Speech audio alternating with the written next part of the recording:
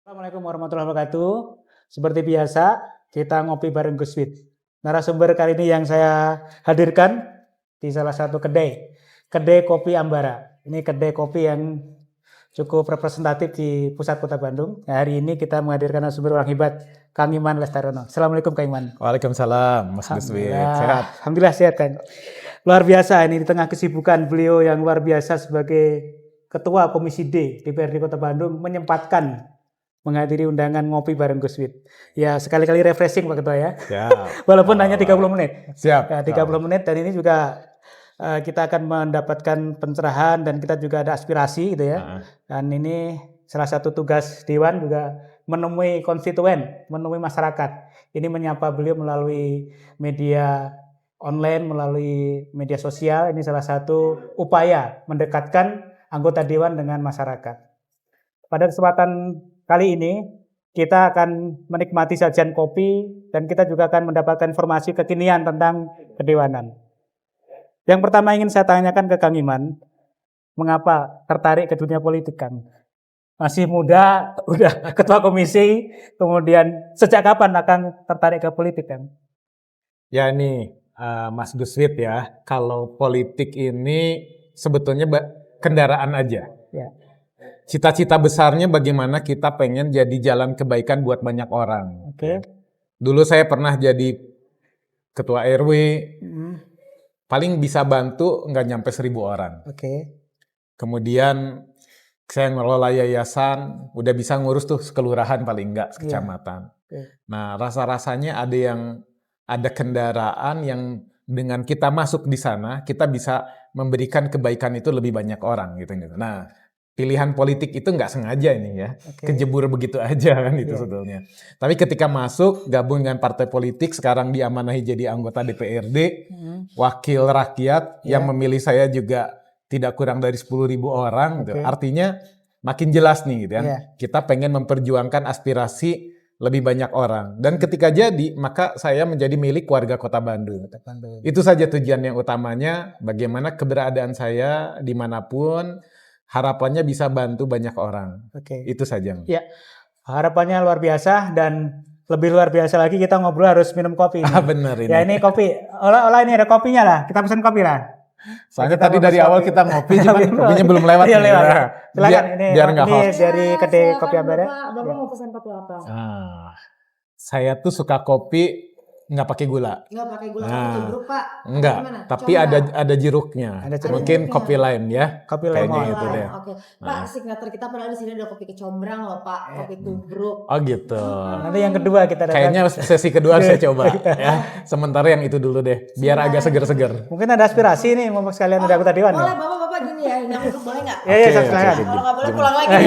Kan saya aspirasi kopinya dipenuhi, makanya saya harus nerima aspirasi nih ya. Ayo gimana Gang? Jadi gini Pak, teman-teman aku ini yang seumuran sama aku nih, kan sekarang tuh banyak yang bingung cari kerja, ya kan? Mereka tuh bingung cari kerja karena mungkin kalau di sekolahan kita kan hanya teori aja tahu. Benar. Tapi yang mereka butuhkan sebenarnya skill.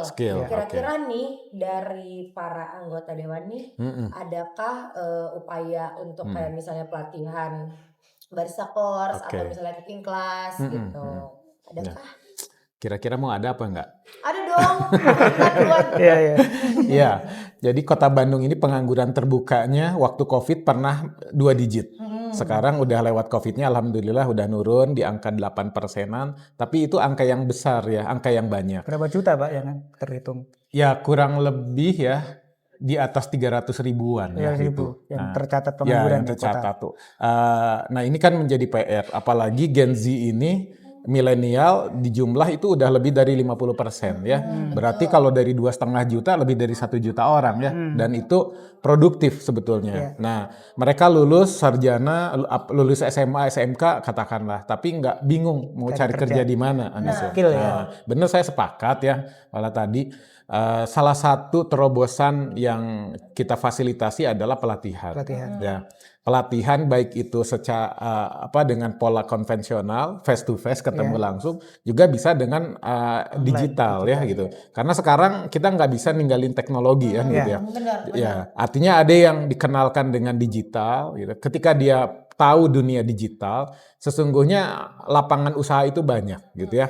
Kan dengan adanya produk pesan makan online seperti GoFood itu, walaupun rumahnya minggir ya ke dalam gitu kan, tapi benar gang-gang kecil tapi masih bisa kan itu jualan. Nah, sama terkait dengan pelatihan seperti tadi barista, kemudian juga cooking class ya, mungkin juga seperti hias pengantin itu kita fasilitasi, dan saya sebagai anggota dewan termasuk yang memfasilitasi konstituen saya karena memang ada kamus usulannya di dinas terkait. Emang sudah direncanakan sebenarnya. Direncanakan. Sekarang kita rencanakan tahun depan mereka bisa direalisasikan. Ada juga public speaking, mungkin bisa ngisi-ngisi ya, ngisi acara. Insya Allah bisa deh. Bisa gantiin nanti Guswit. Jadi host. Jadi host. Jangan gantiin dong gitu ya. Insya Allah masih banyak ladang kerja yang lain. Diganti apa? Asistensi. Berarti ada pelatihan tiap tahun berarti Pak ya? Ada. Dan kuotanya terbatas Pak pasti ya? Nah benar, karena kuotanya terbatas, jadi siapa cepat dia dapat aja deh gitu ya. Gitu. Jadi tiap tahun ada pelatihan, tenang lah. Jadi ada pelatihan barista itu tahun 2025 ini insya Allah ada juga ya Pak? Ada. Di dinas-dinas juga ada, kemudian tinggal rajin aja menyimak sosmednya dinas, sosmednya para dewan itu. Berita. Siapa tahu itu di barangkali kalau misalnya ada yang ngefans sama Guswit pengen jadi kayak Guswit bisa di public speaking, latihan public speaking. Siap. Simak terus di sosmed kita. Berarti udah ada solusinya ya Pak sebenarnya. Ada insya Allah. Ya, pesanan kopi. Ini kopinya aku bener kopi lemon tea. Nanti inspirasinya keburu lupa. Ya. Kopi lemon. Bukan kopi lemon teh, nanti tabrakan. Kopi lemon. Kopi lemon teh tabrakan. Nah, kopinya lemon dulu. Kopi tuh bro. Siap. Kopi tuh bro ya. Oke, kopi tuh bro. Oke, alhamdulillah kita ini memang salah satu problema Pak ya. Generasi milenial yang sekarang sedang masa pertumbuhan dan nyari pekerjaan sudah sana sini belum dapat ya, memang skill ya tadi ya. Kalau dia punya keahlian barista bisa aja bikin kedai sendiri ya. Benar. Bikin usaha online gitu ya. Atau yang penting skill dulu dia punya. Ya kita juga terbantu dengan pelatihan-pelatihan yang dilakukan oleh dinas-dinas yang ada di Kota Bandung. Ini sangat, kalau perlu dinaikkan ini ya Pak, volumenya, kuotanya. Oh iya, sepakat. Ya. Karena ini sangat dibutuhkan.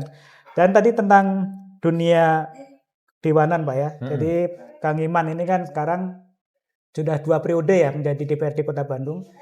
Kalau tahun kemarin itu anggota Komisi D, sekarang Ketua Komisi D. Kemarin Komisi C. Oh Komisi C ya. Infrastruktur ya. Sekarang Komisi D ini. Komisi D. Seputar apa aja ini tupoksinya Pak? Komisi D itu. Kalau kemarin Mas Guswit saya masuk di Komisi C itu infrastruktur. Jadi kalau masyarakat keluhan ini jalannya rusak kan itu ya. Ini rumahnya nggak layak huni. Ini di jalan-jalan gelap gitu. Itu bisa. Nah, sekarang saya pindah agak nyebrang. Tapi juga sama terkait dengan urusan banyak masyarakat. Komisi D itu komisi terkait dengan kesejahteraan.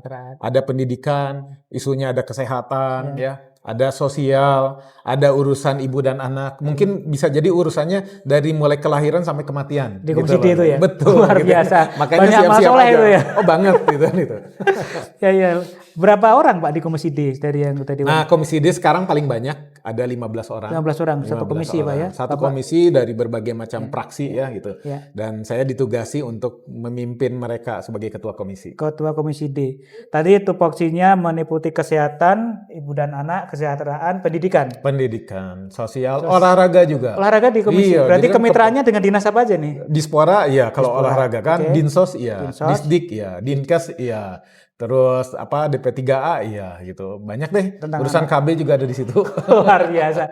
Urusan perjodohan juga ada kayak. Jadi Komisi D ini komisi yang ngurus dari lahir sampai meninggal. Benar. Ya teman-teman sekalian, ini Kang Iman ini ya kita doakan ini perjuangan luar biasa ya. Dan ladang kerjaannya nih termasuk ladang yang itu berat nih. 24 jam. 24 jam ngurusi dari orang sakit ya Pak ya.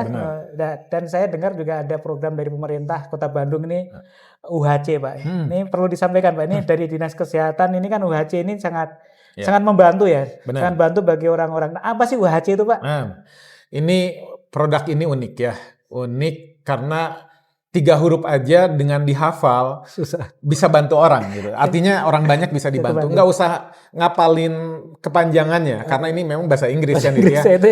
UHC Universal Health Coverage gitu ya. Jaminan kesehatan semesta. Ini oleh-oleh dari Allahyarham mantan wali kota sebelumnya Mang Odet gitu ya. Mang Odet nggak ada, kemudian saya ya kami dari fraksi PKS melanjutkan gitu. Kemudian juga diteruskan sampai sekarang saya masuk di periode kedua lagi berjuang gitu ya.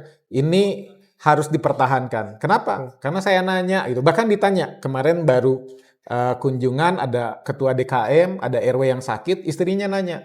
Ini kemarin bapak saya sampai dirawat masuk ke ruang isolasi, saya pikir biayanya mahal. Ternyata bilang UHC jadi gratis kan itu.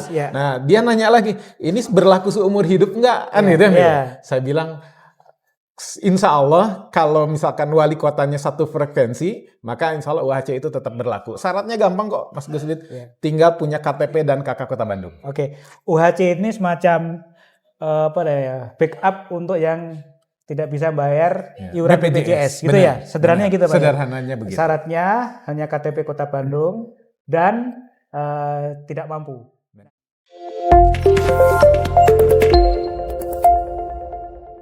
Ya, kita kembali ke segmen untuk membahas UHC ini.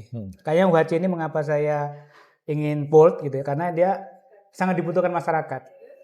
Kita tidak mengharap sakit, tapi pemerintah sudah menyediakan fasilitas, terutama pemerintah Kota Bandung. Kita ucapkan terima kasih kepada jajaran Pemkot Bandung yang dulu diinisiasi oleh Wali Kota almarhum Mang Odet yang telah menginisiasi UHC ini bisa bertahan sudah sampai tahun keberapa Pak sekarang Pak UHC Pak? Masuk 10 tahun udah. 10 tahun ya? Udah. Tidak terasa, ini sangat bermanfaat. Jadi bagi orang Kota Bandung yang sakit, kemudian tidak punya biaya, yang dia nunggak BPJS, karena tidak mampu ya, mungkin karena kena PHK, atau karena satu hal tidak mampu, ada syarat-syaratnya untuk mendapat UHC. Apa syaratnya Pak? Ya, syaratnya gampang banget. Pertama dia identitasnya memang Kota Bandung asli. KTP Kota Bandung punya asli. KTP dengan punya kakak ya. Soal dia awalnya orang mana nggak ada masalah. Yang penting dia sudah domisili lebih dari 1 tahun dengan ditunjukkan oleh KTP dan kakak Kota Bandung. Itu aja syaratnya. Jadi terus setelah misalkan kita sakit ya, berarti bisa menunjukkan saya pengen dirawat pakai UHC gitu. Gimana? Iya. Jadi berbicara sakit ini kan musibah ya. Yang tidak kita kehendaki, tapi bisa terjadi pada siapapun. Ya. Sebagian karena ya gaya hidup sebagian. Tapi ada yang musibah memang beneran. Contoh, anak-anak main di taman, tiba-tiba jatuh atau celaka. Jatuh bisa ya, bukan jatuh laka lantas ya. Jatuh dia lari-lari jatuh, kemudian tulang engselnya bergeser misalkan gitu ya. Atau juga dicium, tapi diciumnya cium sama nyamuk gitu ya. Jadi kena Aedes aegypti, demam berdarah. Kalau dirawat pasti nggak kurang dari 5 juta. Ya. Atau ibu hamil, dia normal, sehat, pas menjelang melahirkan bayinya sungsang. Harus disesar, nggak kurang dari 20 juta. Nah, hal seperti itu nggak semua warga itu punya tabungan kesehatan. Ya. Apalagi ditodong harus bayar 5 juta, 20 juta. Bisa-bisa dia pinjem dan nggak ada yang ngasih pinjem, malah kejebak sama pinjol, pinjaman online. Nah, dengan adanya UHC ini sebuah terobosan yang luar biasa ya. Karena apa? Yang dipikirin ini seolah-olah kan buang duit begitu saja. Tapi manfaatnya justru akan kerasa bagi masyarakat warga Kota Bandung secara keseluruhan. Mungkin ada warga, saya nggak butuh UHC, saya nggak sakit. Tapi bisa jadi anaknya, tetangganya, kalau dia mau ngeluarin duit sendiri, nggak akan cukup musibah itu. Nah, jadi adanya UHC ini bisa bantu para ketua RW untuk ngurusin warganya. Bahasanya gini, tenang warga saya kalau sakit bilang sama saya, nanti kita bantu dengan UHC. Pemuda, Karang Taruna, misalkan gitu. Ini bisa jadi aksi sosial mereka. Karena UHC di Kota Bandung dengan anggaran lebih dari 200 miliar, di lapangan belum semua warga Kota Bandung tahu. Nah ini perlunya kita sosialisasi di lewat acara-acara seperti ini. Dan perlu disampaikan bahwa kalau UHC ini memang program yang sangat mulia ya. Dan ini merupakan kebaikan dari pemerintah Kota Bandung untuk warga yang tidak mampu. Ataupun warga yang sangat membutuhkan. Berarti kalau sakit gitu ya, passwordnya kalau memang benar-benar tidak mampu, cukup menyampaikan bahwa saya pakai UHC gitu Pak ya. Kalau tidak darurat, dia disarankan ke puskesmas dulu. Puskesmas dulu ya. Yang diberi UHC itu pertama yang membutuhkan perawatan lanjutan. Tidak mesti dirawat di rumah sakit ya. Misalkan orang sakit gigi itu kan nggak bisa main langsung cabut. Dia harus datang besok minggu depan lanjut lagi, datang lagi. Atau ada penyakit-penyakit yang agak kronis tapi tidak masuk dalam kategori darurat.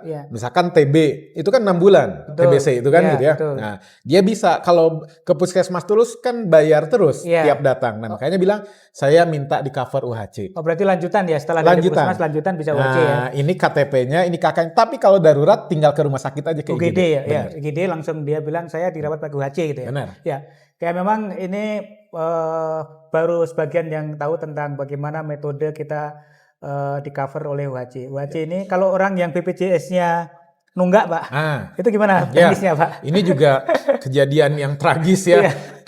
Dengan diwajibkannya oleh pemerintah pusat nih adanya BPJS, berarti semua warga Indonesia mau nggak mau dia harus bergabung dengan BPJS. Sekali dia gabung nggak bisa mundur. Nah persoalannya kalau dia nggak bisa bayar kan nunggak terus bahkan ada dendanya. Nah hal ini dengan ada program UHC minimalnya apa? Dia bisa dibantu untuk pengobatan selanjutnya kalau diperlukan. Artinya kalau dia nunggak kemudian ada musibah dia harus dirawat, dia harus dioperasi. Kalau bayar BPJS dia nggak mampu. Udah aja bilang saya minta di cover dengan UHC. Nah, paling tidak ke depannya perawatan itu yang bayarin pemerintah Kota Bandung. Oh ya, oke siap. Berarti kalau UHC-nya ini nunggaknya dulu dibayar dulu. Nunggaknya baiknya dibayar tapi kan tidak langsung. Tidak harus langsung. Yang penting dia sakit kita bantu dulu. Pengobatannya dan gratis gitu aja gitu.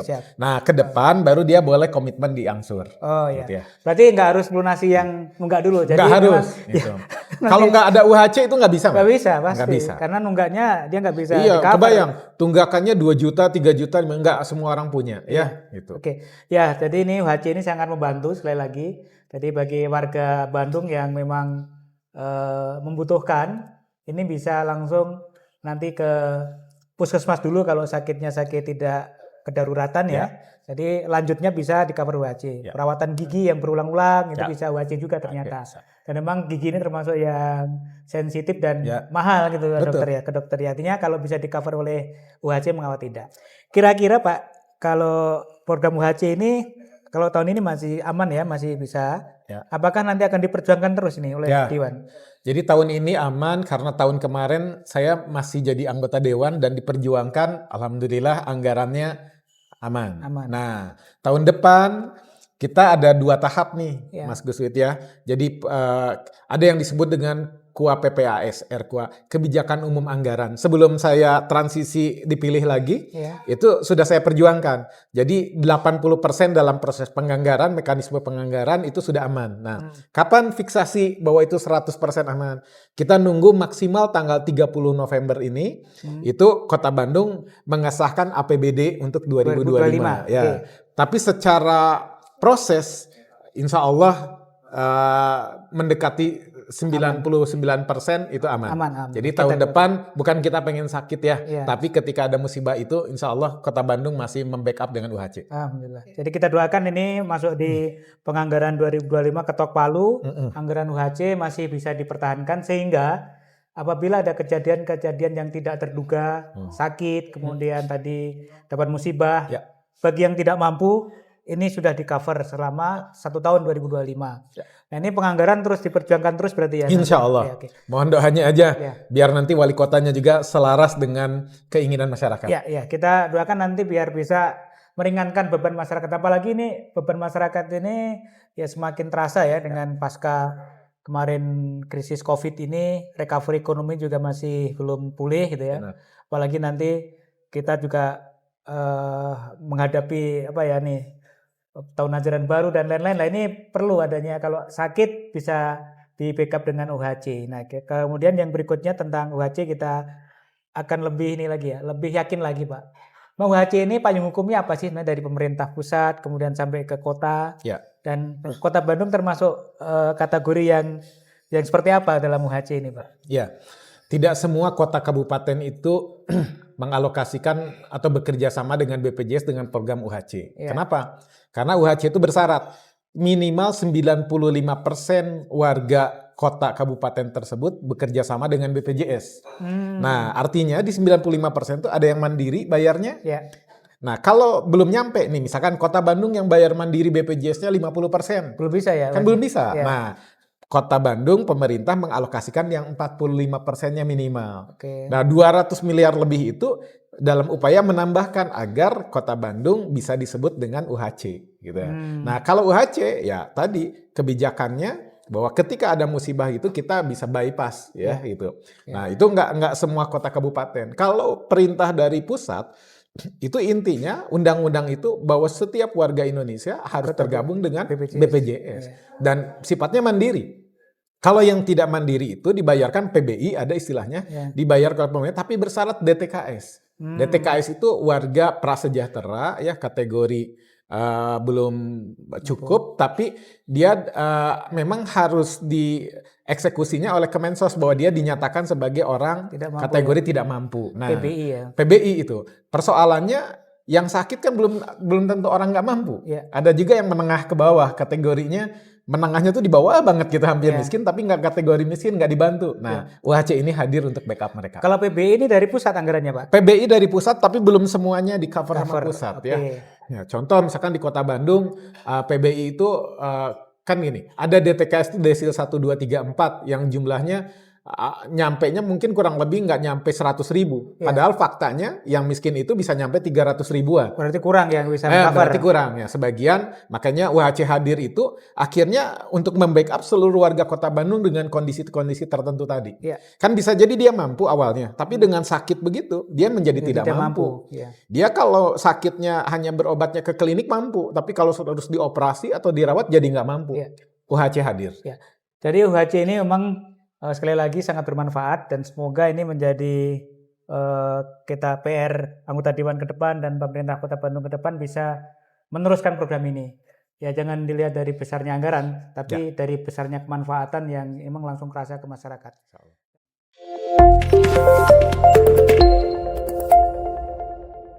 Ya di segmen ketiga ini ada segmen terakhir ngopi bareng Gus Wid ya, seiring dengan kopi saya juga udah mau habis ini, kopi tubruk. Ini kalau tadi memang isinya nggak full ya. Nah, kita akan bincang lebih santai, menurunkan tensi nih, serius banget tentang UHC. Kemudian kita akan tanya ini yang agak lebih ringan tentang hobi Kang Iman ini. Ya, dengan penampilan ini, saya lihat penampilan waktu di jumpa-jumpa konstituen warga ya selalu santai kan. Nah, ini apa yang membuat Kang Iman resepnya padahal ngurusi segitu banyak urusan ya, apalagi sekarang menjadi ketua komisi dan menjadi ketua tim sukses salah satu paslon gitu kan. Sibuk dan pasti ini mencurahkan semua energi. Hobinya apa untuk meringankan beban itu Kang Iman? Ya, hobinya ngopi, Mas. Oh, ngopi ya. Ternyata sefrekuensi kita ini. Alhamdulillah, salah satu ngopi. Biasa mah, ngopi itu membuat kita lebih rileks ya. Ya, nanti biasanya ada ikutannya, ngopi sambil apa kan gitu ya. Nah, biasa kita habis jalan ya ngopi. Olahraga, di sini ada biliar. Suka biliar nggak? Saya belum bisanya main kelereng. Iya. Saya biasanya kalau nggak jalan kaki, treadmill, berenang. Favorit saya sebenarnya berenang. Berenang. Kalau lihat kolam itu maunya gejebur aja. Mas, itu salah satu olahraga yang memang menjaga stamina. Renang ya Pak Iman? Renang. Ya. Sebenarnya kategorinya jaga bugar aja Mas. Karena aktivitas kadang keluar pagi, pulang bisa tengah malam gitu ya. Karena saya bilang ke masyarakat sebagai wakil rakyat, handphonenya harus 24 jam saya bilang gitu ya. Betul. Tapi saya bilang handphonenya ya, saya juga harus tidur gitu. Iya. Yang penting pesan masuk, kemudian di recovery, di follow up ya. Jadi hobinya renang ini ya, luar biasa ini. Renang ini memang salah satu olahraga yang cukup mumpuni semuanya. Jadi gerak tubuh, kemudian juga pernapasan juga ya. Kalau ada kolam Mas. Kalau nggak ada kolam jalan aja deh. Jogging aja deh. Jadi renang dan jogging ini jogging juga olahraga ringan yang perlu. Dan kemudian hobi sudah ini. Terus sekarang yang sedang Komisi D fokus garap ya. Saya melihat perkembangan di media pas begitu ketua komisi ada beberapa sekolah yang ada ini ya kemarin ya ada sengketa lahan. Kemudian ini memang perlu fokus penanganan dari Kang Iman sebagai Ketua Komisi D. Menjadi bagaimana ini fokus untuk menyelesaikan masalah yang sudah terjadi sekarang untuk kekinian, Kang? Ya ini berkah ya. Baru 2 bulan dilantik, jadi anggota Dewan 5 Agustus. Ya. Kemudian 1 bulan kemudian definitif posisi saya di Ketua Komisi D. Kemudian ada yang viral gitu ya. Gitu. Betul. Ada namanya SD 26 di daerah Bojongloa yang mau diusir. Siswanya ada 1086 anak. Kenapa? Karena gedung lahannya itu dikuasai oleh pemilik yang baru, milik pribadi. Dia mungkin si ahli waris merasa itu tanah miliknya, dia menggugat ke pengadilan dan inkrah. Nah kalau inkrah udah keputusan, kita nggak bisa negosiasi lagi. Pemerintah kota harus melepas. Nah negosiasinya gimana nih? Itu PR-nya. Kemarin kita rapat kerjanya begitu. Yang kedua satu lagi menarik ya, ada SMP 60 yang belajarnya 2 kelasnya di tenda di luar. Nah itu Mas. Jadi memang masuk di komisi ini itu baru satu urusan pendidikan dan belum dalam banget. Tadi UHC itu kan kesehatan. Ya doain sehat aja deh. Iya. Oke. Berarti memang urusan kesehatan, urusan pendidikan, kemudian kesejahteraan, olahraga ini memang menyangkut masalah kebutuhan primer menurut saya ya. Benar. Primer, dan ini memang fokus dan masih panjang nih ya untuk perjuangannya termasuk PR-PR kekinian. Dan dalam hal olahraga Pak, ini agak kemudahan nih biar agak ringan. Iya. Apa tip-tipnya, kemudian pesan-pesan Kang Iman ke mitra kerja, kemudian juga ke anak-anak muda, termasuk tupoksi Kang kan untuk beresin masalah kepemudaan olahraga ini gimana Kang? Ada ini nggak, pesan khusus nggak? Ya pertama olahraga tuh ada yang sunnah, ada yang wajib gitu. Sunnah dalam latihan sunnah Rasul. Kalau sunnah Rasul kan ada memanah, ada berenang, ada berkuda. Ini nggak bisa ketiba. Beda kalau orang, ayo futsal yuk gitu, ayo bisa, untuk sebatas senang-senang bisa. Kalau berenang itu nggak bisa asal senang-senang gitu. Harus punya kolamnya dulu. Main apa? Saya berani nih gitu, lompat nggak bisa. Nah artinya harus belajar. Berkuda juga sama, kan itu ya. Memanah juga sama, kan itu. Nah ini ada olahraga yang memang kita dituntut harus belajar.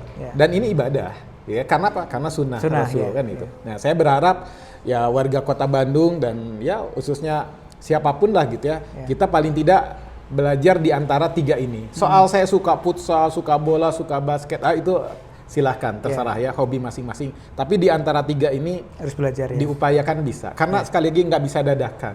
Ada saudara kita, nauzubillah ya, kejebur, kemudian tenggelam, lalu kita semangat nolong, bisa jadi dia yang malah jadi korban. Gitu. Nah, jadi olahraga ini ya sesuatu hal yang membuat pertama sehat ya. Kedua ya ini komunitas yang juga bisa kita enak bertemu orang ya, ngobrol. Jadi jogging, memanah dan olahraga seperti tadi menambah persaudaraan juga Mas ya gitu. Jadi biar hidup nggak semuanya dianggap susah gitu ya. Olahraga prestasi Kang. Ini kan alhamdulillah Kota Bandung dan Pro Jawa Barat ini hat-trick menjadi juara PON yang ketiga kalinya. Ya itu luar biasa menurut saya sejak zaman Kang Aher, kemudian Kang Emil dan sekarang Pak B ini kita hat-trick 3 kali berturut-turut menjadi juara PON. Dan untuk Kota Bandung mungkin salah satunya penyumbang atletnya ya. Ya. Mungkin himbauan Akang terhadap para pelaku olahraga seperti apa Kang? Ya. Motivasinya jangan prestasi dulu, Mas. Jadi olahraga itu kan penting buat tubuh. Hobi, kesehatan. Untuk jaga kebugaran. Nah, kemudian kalau dia kan nggak semua punya bakat. Walaupun bakat itu tidak gratis ya. Bakat itu kalau nggak diapa-apain, nggak diolah, dia nggak bisa jadi berprestasi. Nah, setelah itu dia suka, harus dimulai dari suka ya. Maka ya harus dilatih. Nah, dan kalau dia berprestasi, Kota Bandung juga memberikan karpet merah untuk anak-anak kita, remaja-remaja kita yang punya prestasi masuk sekolah atau kampus dengan jalur prestasi gitu. Jadi ini manfaat buat tubuhnya, manfaat juga buat masa depannya ya. Jadi saya pikir nih teman-teman anak-anak muda sekarang yang asik dengan dunia gadget ya, asik. Olahraga sih cuman olahraga 2 jempol doang kan gitu ya gitu. Nah, mudah-mudahan sekarang olahraganya juga bisa melibatkan fisik secara langsung. Ya, siapa tahu bisa berprestasi ya. Yang jadi atlet, sekarang atlet voli bisa jalur profesional, kemudian atlet-atlet lainnya yang bisa mengharumkan nama Kota Bandung dan Jawa Barat. Dan yang terakhir ini kita akan melewati ataupun kita akan menghadapi pesta pesta demokrasi. Di tahun ini mungkin tahun yang unik ya Pak ya. Setelah kemarin pileg, kemudian kita akan melewati pilkada serentak pada tanggal 27 November. Ini pilihan wali kota untuk Kota Bandung dan pilihan gubernur secara serentak ya sekaligus, dan ini memang unik ini. Saya pernah baca di salah satu media, ini memang bahkan sampai Presiden Prabowo menugaskan kemarin tuh waktu di Kertanegara, saya mengamati wawancara salah satu tokoh yang dipanggil itu. Salah satunya dipanggil untuk mempelajari dengan sistem pemilu sekarang di Indonesia. Ya ini pilkada serentak Pak. Apa himbauan Bapak terhadap warga Kota Bandung terutama Gen Z gitu ya, untuk berperan aktif ikut mensukseskan hajatan demokrasi Pak. Ini ada pesan-pesan khusus ataupun tip-tipnya itu agar partisipasi masyarakat untuk pemilu ini tinggi gitu Pak. Silakan. Ya ini challenge bagi visi setiap anak muda ya, terutama Gen Z. Kita punya visi itu untuk berapa lama ke depan. Ada yang kan orang berpikir besok saya mau ngapain gitu. Ada yang berpikir tahun depan saya mau jadi apa. Ada yang berpikir 1000 tahun kemudian seperti apa. Nah kalau visinya kuat, maka dia akan berpikirnya jauh lebih luas. Nah tantangannya adalah dia mau jadi dirinya sendiri untuk ngurusin diri, atau dia pengen juga berperan, berkontribusi untuk orang di sekitarnya.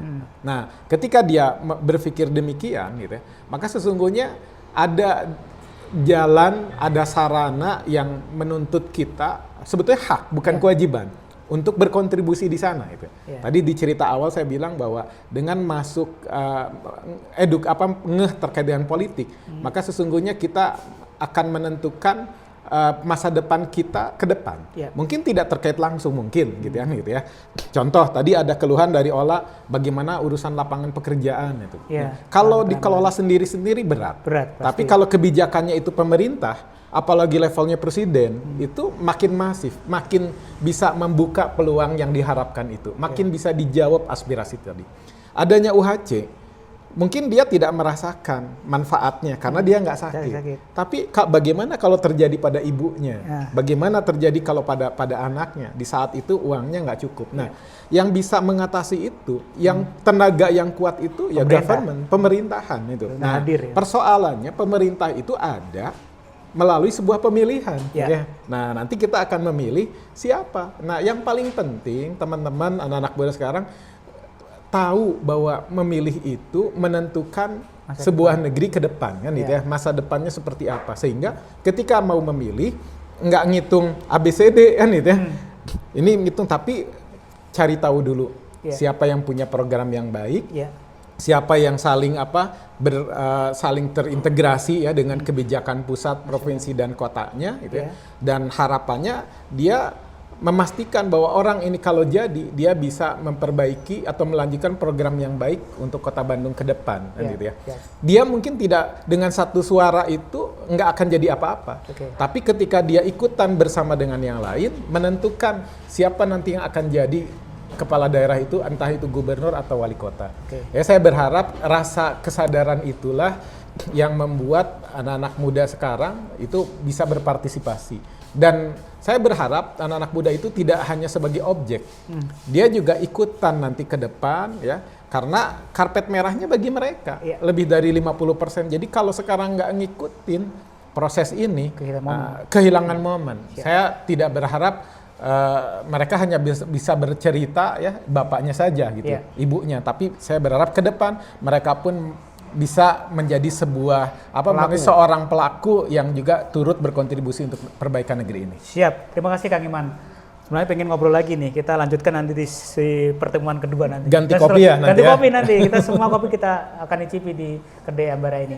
Oke, bincang-bincang kita saling membagi rasa di kedai Ambara cukup berakhir di sini karena memang waktunya hanya dibatas 30 menit dan Pak Diwan juga mungkin akan tugas-tugas di tugas yang lainnya, dan saya ngopi bareng Gus Wid mengucapkan terima kasih atas perhatiannya dan kehadirannya Kang Iman ya. Hatur nuhun pisan. Sami-sami. Kemudian yang kedua, saya juga berharap ini momentum yang luar biasa. Mari kita sering ngopi. Akhirul kalam, wassalamualaikum warahmatullahi wabarakatuh. Waalaikumsalam warahmatullahi wabarakatuh.